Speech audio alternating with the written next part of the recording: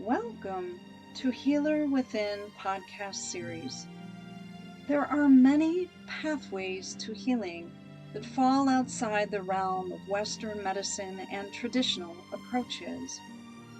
The purpose of this podcast series is to educate and inspire the community to explore the multitude of lesser utilized pathways to healing the mind, body, and soul.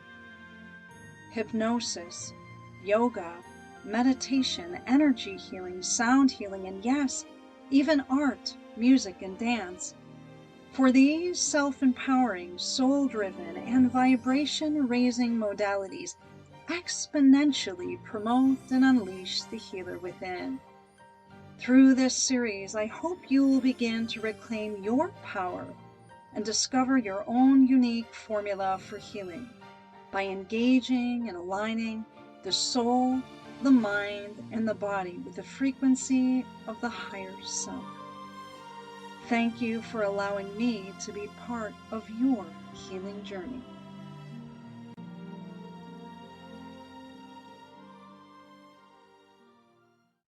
Welcome back to Healer Within. This is Amy Marone, hypnotist and host. Take a deep breath with me. Let go of your schedule.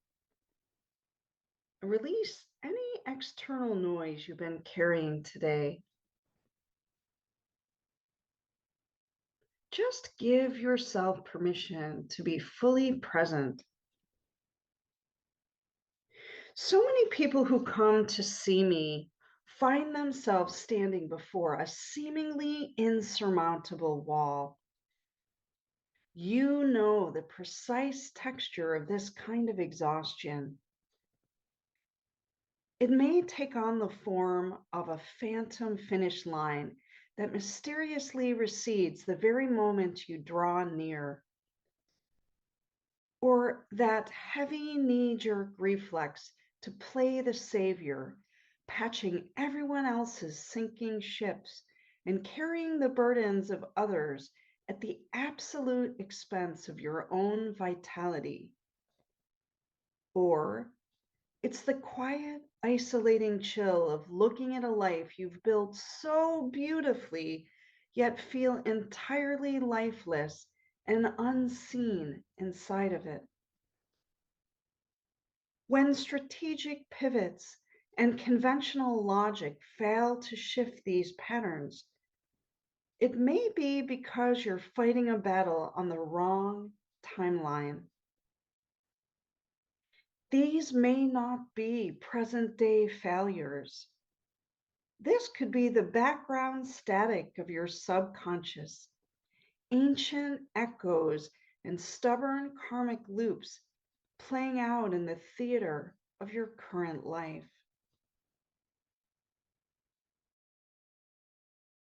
And that's exactly what we're dismantling today. Today, we're exploring this subconscious echo and how past life regression allows us to pull back the curtain on the origins of our present day scenarios, the ones that empty our energy tank and chip away at our soul. Now, let's address the elephant in the room.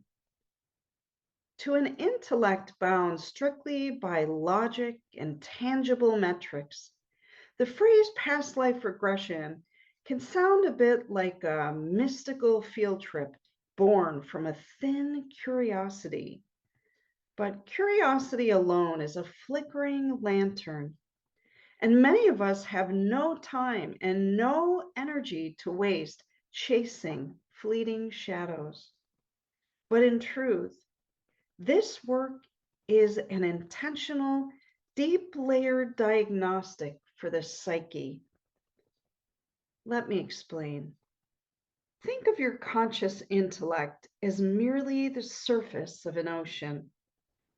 Your subconscious is the vast silent current beneath, carrying the automatic programs, ancient defense mechanisms, and the forgotten files that dictate 95% of your habits, your reactions, and unexplainable resistance.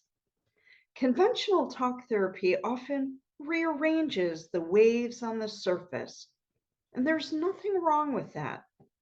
But hypnotherapy and tools like past life regression, done well, can actually deactivate the surface noise so we can finally access the ocean floor.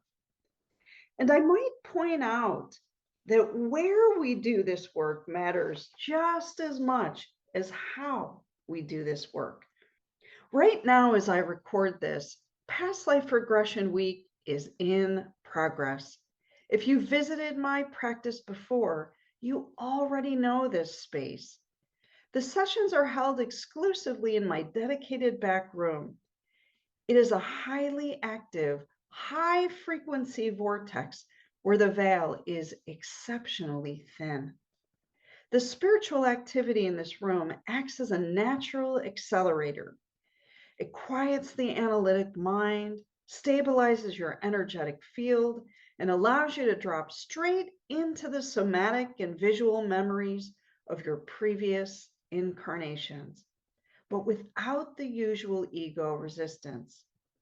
In this high vibrational portal, healing is fast tracked. We aren't just looking at historical curiosities here. We aren't just wondering who you were in a past century for the purpose of entertainment. We are actively pulling forward ancient gifts, clearing stubborn karmic loops, and dissolving the unexplainable blocks that are stalling your current trajectory. To do that, we have to spend time talking about how the brain actually moves into these spaces. We must understand the four depths of theta brainwave state.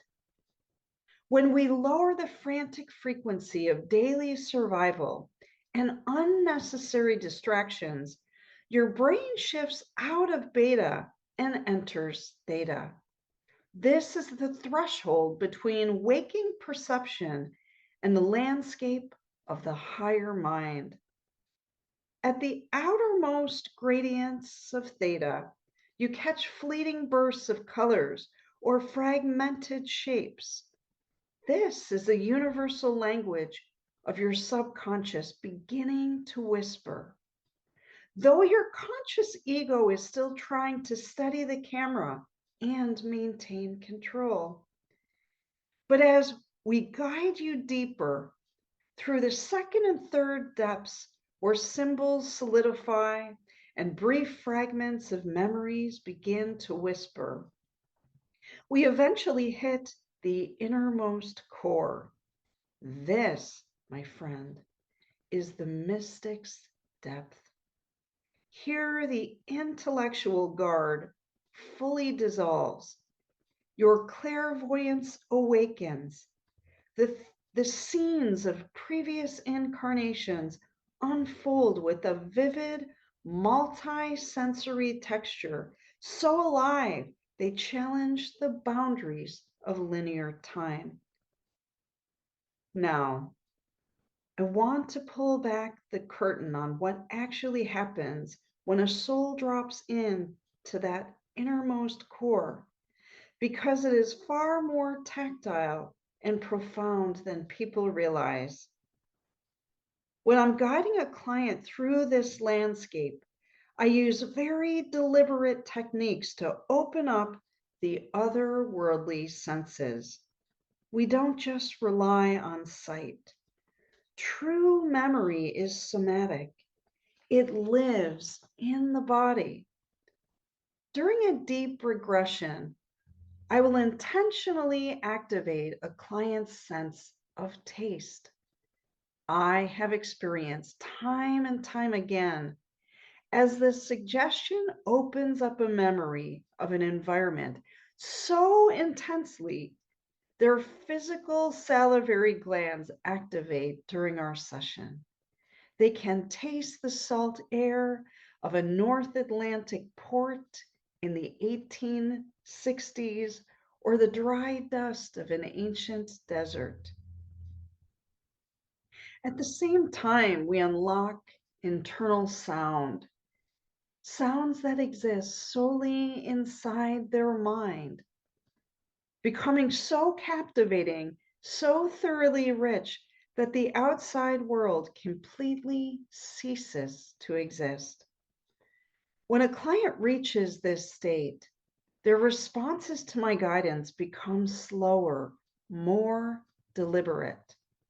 You can hear the physical shift in their voice as they weigh each word, translating a reality that is happening to them in real time, completely bypassing the frantic pace of our waking world. And this week, the lineages that have stepped through the door surprised and enlightened me. During one session, instead of anchoring into just one historical narrative, my client began fluidly moving between multiple past lives. They were also effortlessly toggling back and forth between lifetimes spent as a male and lifetimes spent as a female. In another past life regression, one of my clients carried the somatic weight of an aging man harboring a deep heartbreak from his younger years, a man who retreated into books and a life as a merchant, isolating himself completely from vulnerability because he associated deep love with devastating rejection. The timeline would shift again as they experienced the past through the eyes of a younger female who was trapped in a rigid, stuffy society and possessed a brilliant innate calling for healing and medicine that era refused to allow her to express. Watching a client navigate these shifts is a beautiful reminder that the soul has no gender. The soul carries no temporary earthly labels. It only carries a repository of lessons.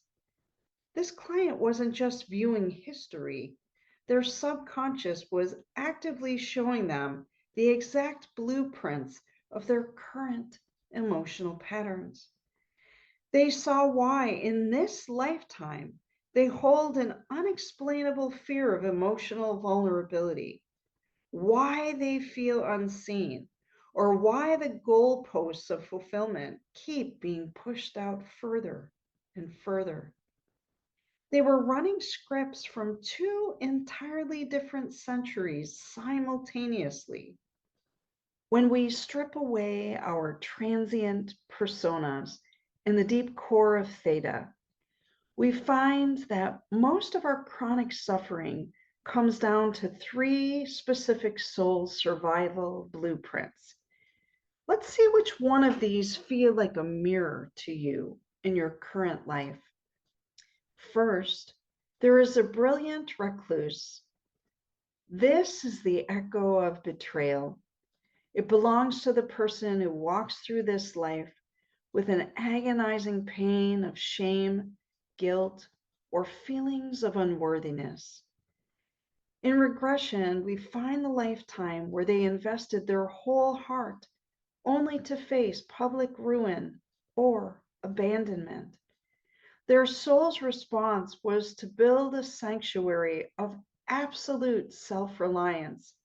Today, that fortress sabotages their relationships because the primitive mind convinces them that safety only exists in isolation. Second, there is the exhausted savior. This is the echo of unaligned duty. It's the person trapped in the endless role of caregiver, carrying everyone else's crises until they are completely depleted. Their past lives frequently reveal a soul forced into heavy combat or unjust battles by self-serving authorities. They sacrifice their own peace and gut-level wisdom to clean up someone else's chaos. Today, they repeat that loop, mistakenly believing that their worth is measured by how much they suffer. And third, there is the stifled seeker. This is the echo of a mismatched frequency. If you constantly feel invisible, it's often the memory of a lifetime where your authentic medicine, your healing, your artistry, or your unconventional wisdom was utterly suppressed by rigid establishment. That ancient frustration leaves an imprint of unworthiness, making you feel like you are still trying to force your vastness into a system that is far too small to hold you. What served as a necessary fortress in the past existence becomes the invisible prison of your current life. You aren't failing in the present. You are simply trapped in the ancient defense mechanisms you forgot to dismantle. True healing isn't about building a stronger fortress. It's about having the courage to look at the blueprints, step into the vortex, and dismantle the sanctuaries that outlived their utility. If you're ready to stop rearranging the waves on the surface and finally access the ocean floor, I invite you into my space. Because it's past life regression week, the high frequency portal in our back room is open, but preserved just for this kind of work. And this helps maintain the energetic integrity of what you are here to accomplish. Before we step into the timeline where your soul's blueprint was written, we must first calibrate your system. I invite you to schedule a spiritual healing consultation with me first. We'll quiet the primitive mind, deactivate your nervous system's fight or flight responses, and activate your energy body. Once that foundation is poured, we will enter the vortex together, guided by spirit, higher mind, and the ancient, unshakable wisdom of your soul. I'll put the link to begin this alignment in the show notes. Until next time, my friends, keep exploring, questioning, wondering, and pursuing. Take care.